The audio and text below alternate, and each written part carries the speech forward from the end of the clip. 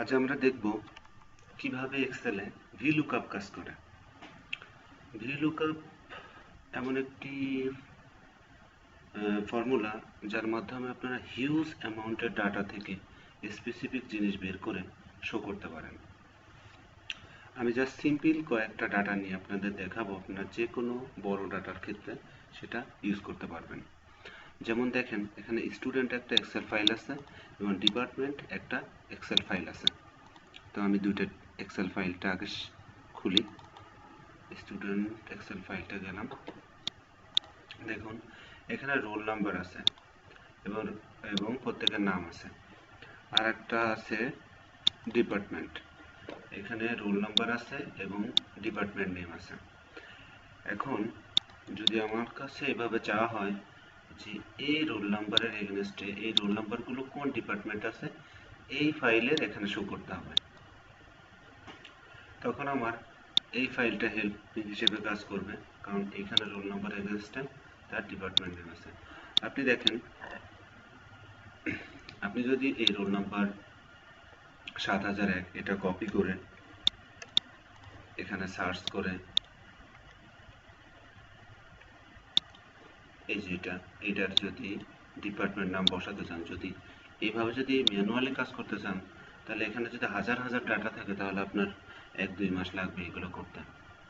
আমি একটা ভিলুকআপ ফাংশনের মাধ্যমেই দেখাই দেব কিভাবে সহজেই এইখানে ডাটা ওইখান থেকে আপনি নিতে পারেন।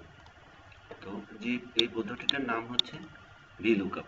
দেখেন, আমি এখানে এই রোল নাম্বারের এগেনস্টে আমি ডিপার্টমেন্ট নেম নিয়ে আসবো। তাহলে আমি এখানে একটা কলাম নেম এটা দিই, ডিপার্টমেন্ট নেম। আচ্ছা, ভিলুকআপ করতে আমরা জানি ফাংশন লিখতে হলেই আপনারা জাস্ট শুধু দেখেন ইকুয়াল ভিলুকআপ, ভিএলও দিলে ভিলুকআপ চলে আসবে। আমি এটা ক্লিক করলাম, আমি এই রোল নাম্বারের এগেনস্টে চেক করবো, একটা এটা সিলেক্ট করলাম, এখন একটা কমা বসাইলাম। এখন আমি কোন এক্সেল ফাইলের সাথে এই রোল নাম্বারটা ম্যাচ করাবো সেই এক্সেল ফাইলে চলে যায় ডিপার্টমেন্টের এইটা থেকে আমার এই টোটাল সবগুলোর সাথে আমার চেক করে আসবে। তো দেখি, আমি দেখেন এটা থেকে টোটাল যতগুলো আপনার এখানে যতগুলো ডাটা থাকবে ততগুলো আপনি সিলেক্ট করে নেবেন। তবে একটা জিনিস মনে রাখবেন, যদি এখানে কম ডাটা থাকে তাহলে অবশ্যই এই সেম ডাটা কপি করে করে বেশ কয়েকবার দিয়ে দেবেন। আর যদি অল্প ডাটা, যদি বেশি ডাটা থাকে তাহলে করার দরকার নেই।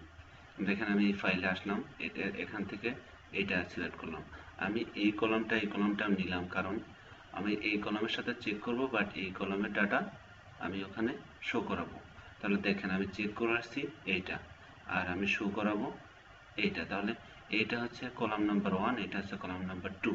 তো ফর্মুলা অনুসারে জাস্ট আমি সেম এখানে আমি একটা কমা দিয়ে আমি কত নম্বরের ডাটা শো করাবো, এই 1 2 নম্বরের কলামের ডাটা আমি শো করাবো 2।